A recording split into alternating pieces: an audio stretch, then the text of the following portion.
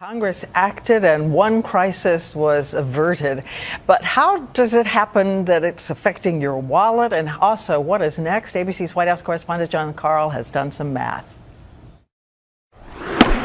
It finally passed. The motion is adopted. But not before a political bloodbath. At one point, the Speaker of the House telling the top Senate Democrat to essentially buzz off, but using language we can't use on television.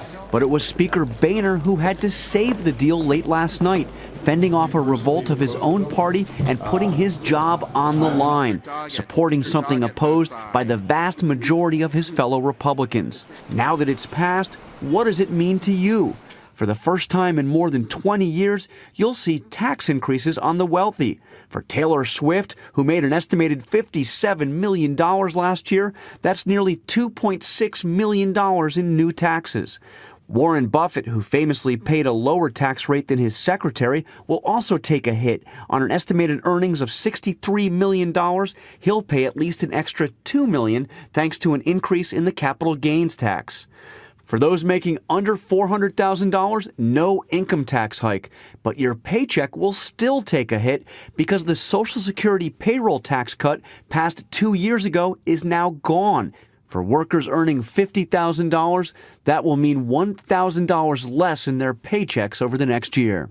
And the bill extends unemployment benefits for some 2 million people looking for work. But even as that was resolved, a political firestorm erupted over what Congress has failed to do, adjourning without passing an aid bill for victims of Hurricane Sandy. When the rug was pulled out from under us, absolutely inexcusable, absolutely indefensible. Absurd! Absolutely absurd! Shame on you, Mr. Speaker. The failure to even vote on the $60 billion bill prompted an outburst from New Jersey Governor Chris Christie. 66 days and counting. Shame on you.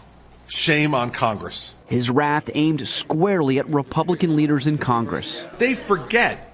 We sent them there. We sent them there to do the work for us, not to sit down there and play with each other.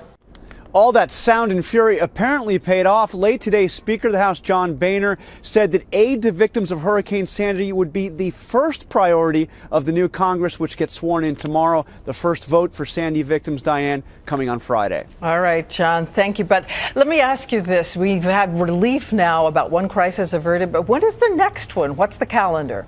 Well, we have potentially 3 fiscal cliffs coming up. The first one comes next month when the government is at risk of defaulting on its debt unless Congress raises the amount of money the government can borrow. The next, those automatic spending cuts happen on March 1st. Unless Congress acts, that means potentially hundreds of thousands of government employees put at risk. And finally, funding for the government itself runs out on March 27th unless the White House can get some cooperation with Republicans in Congress. That's a mega cliff coming. Okay, thank you so much, John.